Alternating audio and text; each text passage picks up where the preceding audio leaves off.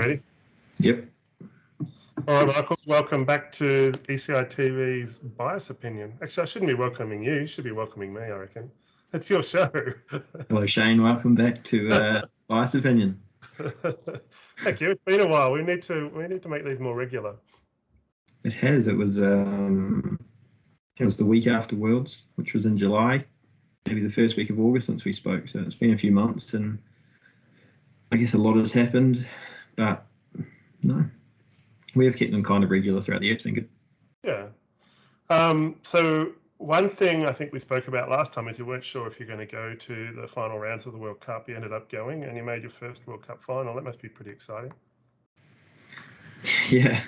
I can't remember if I said I wasn't sure if I was going.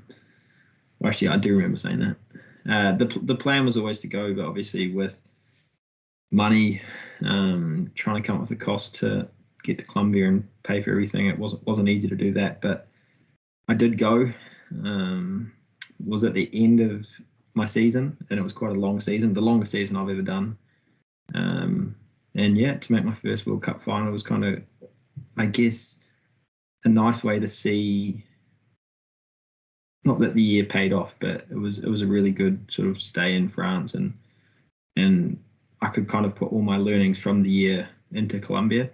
And yeah, to make it my first World Cup final was unreal. So there was a fairly big team from New Zealand there, wasn't there? Yep. It's not really like a team as in the other teams that travel together and yeah, do everything together.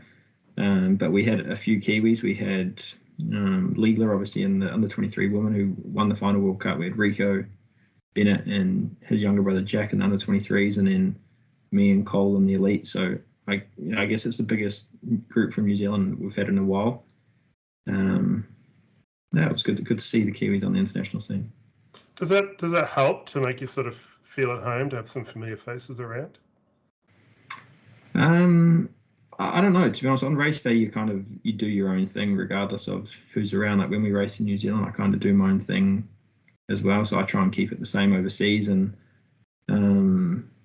I guess it's nice having some familiar faces around. But yeah, I don't really.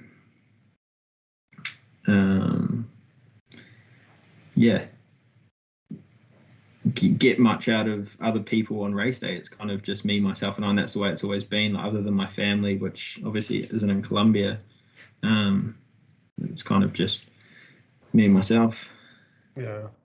So going back to the final rounds, and you were talking about how expensive it was a little while ago. Does it make it easier that all 4 rounds were held at the same location over a week and a bit? Yeah, it definitely makes it easier on the cost. I'm not a huge fan of sort of racing 4 races in a row at the same track. It was quite weird. Like you do a World Cup, you build up the first week for the World Cup, and then Monday you have off, and Tuesday you're back at the track. It's like, man, I just raced here 2 days ago. What am I practicing for? So I'm not a huge fan of that, but it does make it easier on the cost and everything else. And it was quite weird, obviously, going the whole year except Glasgow and Papendal, like with the French team, with my club, and then going to Glasgow. I mean, I get treated very well from my French club. Everything's looked after, and then going back to Colombia where you're on your own again, it was quite I don't know the word, but it was just like, oh, this is what it's actually like in the real world. So you've been really treated like a rock star this year, haven't you, with the whole Inspire and Frenchies thing, and the club? Yeah. With all of the I've had from Inspire, Frenchies, the club, it's really made me grateful for their help, but also like really focus on my own racing. You can kind of show up to race day, and the only thing you have to worry about is yourself. Where in the past, like when you go to World Cups, you've got to worry about finding out the practice times yourself, getting food, carrying it to the track. You normally don't have a rental car over in those countries like that. So you've got to worry about all those other things where when I travel with the club, it's all taken care of. You just show up and worry about the little things. So no, it's been, I think I can say the best year of my life, and hopefully it's a stepping stone for the years to come. If anyone asked you, you know, is it worthwhile spending time in Europe and doing what you did, what would you say? I would definitely encourage it, but it's definitely it's difficult. Like, I mean, I've spent a lot of time in Europe the last few years trying to sort of do something, and this opportunity came from, I guess, my hard work in the past few years, getting to know a few people, and yeah, I mean, I don't think an opportunity like I've had comes along to everyone, and if you do get a chance to do something in Europe, then I'd be all for taking it. I've always, ever since I was a kid, I've always been sort of interested in Europe over America. But I know a lot of people that are the other way around to me, and you kind of got to go wherever you want to, where you see yourself going. So what's it like to be home after such a big year of racing? Yeah, it's really nice actually. There's no place like home, but this year was, like I said before, it was such a big year. Like, from the first week I flew there, we raced Verona, and I think the next week we were somewhere else, and then Zolder, and then the first few months it felt like I didn't sit still. Between the club and Lyon, it was like 3 hours, so I was getting trains constantly, and I honestly don't think I slept in the same bed for more than 3 nights for like the first 2 months or something. It was just, I was always on the go, and kind of when Worlds came around, and it kind of was like, man, like, it kind of caught up to me. Like, this has been such a big year, and my emotions had been all over the show and everything. So to come home was much needed. I think I needed a reset button and a rest, digest everything that had happened, and so much happened at the start. I kind of didn't even get to take a step back and understand sort of what was going on or where I was going next. People were just saying, go here, go here, go here, and you're just all over the show. So it's been nice to come home and have some cold weather, see my family, and just, yeah, take a break. So when you say take a break, you'll still be training, or do you actually get a chance to wind down for a few weeks? It's been the talk I've had with a few people recently. It's I don't remember having a break, like an unforced break in my life. So I've probably been training since I was 16 or 17, I'd say. So that's 10 years, and I don't think I've ever just been like, you know what, I'm going to take some time off the bike, or I'm going to take some time off training. And yeah, I've decided to take just a few weeks off, and which is completely normal. Like, everyone does it, except, you know, I've just never thought to do it. But this year's been so big with races and training and everything, so I've decided to take a few weeks off. And I mean, I'm still keeping active, but just to stay away from training. And to be honest, the day after I came home, I kind of wanted to go ride my bike, so I did. And I've ridden a couple times, but I've kind of said to myself that I should just stay off my bike for a few weeks to make sure that the fire's really bright before the season next year, because it's going to be another long one.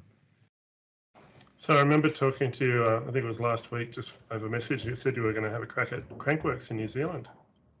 Yeah, it's kind of good timing, actually. Crankworks is the start of November, so fingers crossed my Inspire dirt jump bike shows up, and I can throw that together and do some pump track and maybe some slalom. But to be honest, it's just a bit of fun. Yeah. I'm not too bothered with what happens. I just want to enjoy the week, and I've got a friend from France coming over to stay with me, and Niels Bensink as well. So it'll be cool to have some friends in New Zealand, and have some have some international friends in New Zealand, and just, yeah, explore the country, have some fun on our bikes. So is Crankworks far from where you live? It's 3 hours, but okay. We might do a little bit of ticky touring to show the boys the country. Yeah. Did you manage to squeeze your way into doing the Red Bull Pump Track Qualifier, or has that been done and dusted? That's at the end of this month, so okay. It's in a couple of weeks, and I'm not sure I'm going to do it. I can't. The only reason I would do it is to win a ticket to go to the Worlds, and even if I did, I don't think I want to go to. Well, I don't want to go to the Worlds. So I don't see the point in doing it, to be honest. But who knows? If the boys come and they want to go down and do it, I'll tag along and do it. But at this stage, I've got no interest in doing that. So it's really been a big year for you. You know, your best results in the World Cup and your best results at the World Championship at elite level.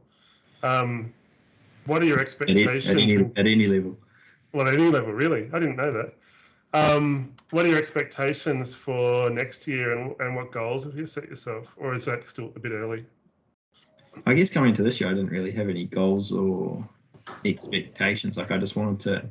I think I said on our very first podcast this year, I was going there and I felt like I was at square one, and I just wanted to learn and grow as much as I can, and that was my goal. I didn't have any result goals or expectations, and next year's going to be the same. I just continue with what I know now and try and become better again, because there's lots of things that I think I became better at this year, but there's also lots of things that I think I can be even better at. So it's just a constant sort of way of trying to improve yourself, and it's been a big confidence booster this year with training with some other really good riders and becoming friends with some really good riders. It certainly gives you a lot of confidence and belief, but it also shows you where your weaknesses are and other ways you can work on. So I don't really have any goals or expectations next year, just to continue doing that. And I think if I do that, then I'll be happy with the results and everything else. Sorry, the video broke up a little bit there, but I think we got it. So what was your highlight for the year then? Oh, there's so many. There felt like there were so many days this year where I just laid in bed at night like, man, I think today was the best day of my life.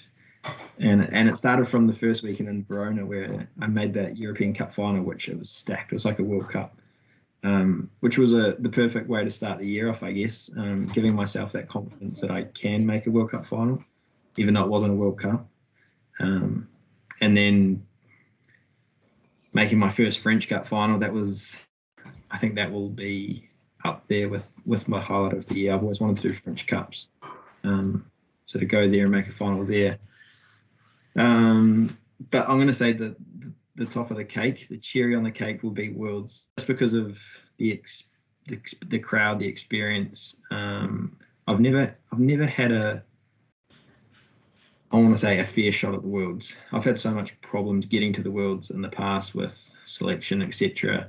And then the ones I have gone to, I've kind of just had Colombia in 2016, I kind of was injured for a long time, got the call up, salvaged some money together, got over there. I remember being scared of the track. And this year was kind of the first year where I've had a solid block into it. I knew I was going for a few months, I guess. It was in France. It felt special. And to then deliver and make a top 16, yeah, I think nothing beats that really, except top 8. So has it lit a fire under you, do you think? Or are you just going to take it as it comes? I think that's something I've never lacked, is the fire and the motivation and stuff. And I mean, when I was young, I was a very big dreamer. Like I always had these huge goals and big dreams. And this year I accomplished some of them, but it's the way life is. Like you just constantly start setting new ones and bigger ones. Has it set a fire in me? Yeah, like I said, I've always had that fire. It just kind of has. I just want more and want to do better. But I think that's just the way life goes, to be honest. You always want more and want better. One thing I noticed about the last half of your year is your gates have gotten a lot better. I mean, I don't like criticising riders, but you were obviously playing catch up at the start of the year. It's almost like you gave a little bit of a head start, and it's not happening anywhere near as much now.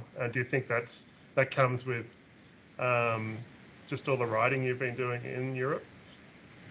Yeah, I don't think it's necessarily a speed thing. I think it's more confidence, to be honest. And like when you get on the gate with 7 other international riders that sort of do that thing week in, week out, they kind of know what to expect. But in the past, I mean, I just wasn't confident in my gates. I've never had a good gate. So to go over to Europe against the best in the world, it was hard to believe in yourself because you kind of, you know it's not good.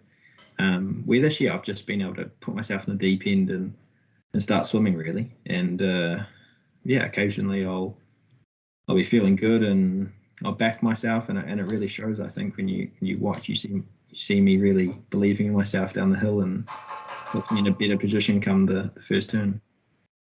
I think it was really obvious at the Worlds after the first day. Someone posted an image of, I think it was the top 10 times, and you were 6th or 7th, was it? Yeah, that was lap time, not hill time. If Okay. I had the 7th fastest hill time, that'd be a good day. But yeah, that was lap times. But to be honest, I wouldn't have had that lap time if I didn't have a good hill. So no, I really backed myself at the Worlds. But I've actually had a good team behind me, like with Jeremy, training with him every day. It does give me confidence. At the same time, it doesn't because he's so bloody fast. It's you never feel fast, but at the same time, you kind of know he's the fastest in the world, in my opinion, down the hill. So no one's going to be faster than him. So if you can get on the gate next to him and do your thing, it can't be worse than that on Saturday or Sunday. But then also Thomas, the coach at the club, he's given me heaps of help. Just to talk to. He's got a lot of it. He's young, but he's got a lot of experience and he knows a lot to do with BMX. So he's helped me a lot. But yeah, between those guys, it's been a year full of learning. And like I said, that was my goal this year, and I feel like I've done it. And it's not finished, but I've learned a lot, and I think grown a lot as a human, but also as a rider. Do you expect to race more next year, or is it pretty much the same as what you've done this year? So they've released the World Cup dates. They haven't released where they are, and there's 10 World Cups next year, and there was only 8 this year. No. So I guess in terms of the World Cups, we'll do 2 more. In terms of the season, yeah, this year I wanted to race as much as I could in a sensible way, like not just racing silly races here and there. And next year I'll have the same approach. I think that was a big thing for me this year, racing a lot, learning, and next year I want to do the same thing, but maybe I'll be a little bit more selective with which races I peak at. This year I felt like every race in my head was the World Championships, to be honest. Kind of looking back now, I felt like I had something to prove to myself. Obviously, with a few new people on board with Inspire and the club and everything else, I felt like I had to prove to myself that I was worthy of this opportunity. So every race, I felt like there was a chance to prove to myself that I was good enough. Where I felt like I did that. But next year, I want to sort of target a few races because this year I was on the rev limiter the whole year. So France have a couple of famous indoor events. You haven't done any of those yet. I can't remember the names of them off the top of my head, but you haven't done any of those yet, have you? They've got Saint Etienne, which is in December. Oh, so you missed that. Middle of winter, yeah. They've actually got a few more this year. They've got Saint Brieuc, which is a lot of money. Avignon, which is in the south. They've got Saint Etienne, and then they've got one called Cannes or something like that in February or March. So no, I missed those this year. And next year, I don't know when I'm going to head over, so maybe I'll get to that first of the season. But they look awesome. The atmosphere and it's amazing at the indoors. And the tracks look next level, even for a European track, don't they? In the indoors? Yeah. They look good. I've heard a few stories this year because I've said to people how I really want to get to Saint Etienne one year, and they've kind of been like, "Meh, the track's rubbish. Good atmosphere, but the track's rubbish." But I still want to go. Yeah, I think it's an experience that you just want to sort of go to and say you've done.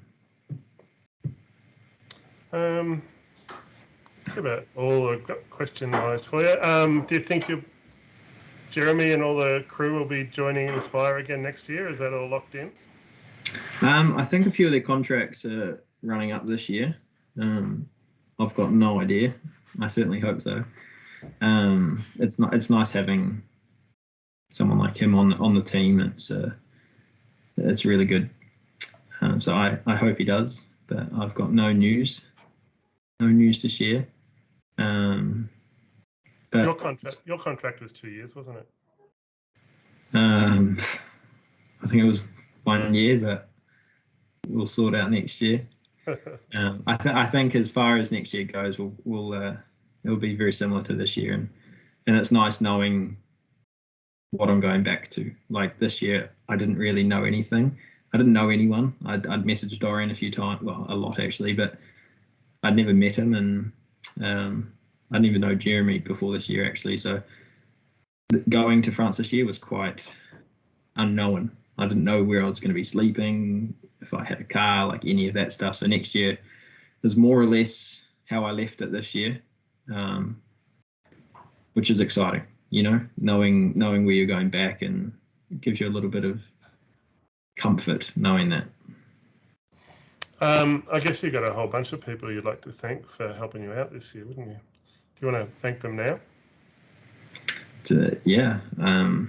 I thank them in person, but obviously my mum and my dad, to get me to this point, I put on social media that like this year didn't feel possible 12 months ago. I was kind of in a completely different place to I am now.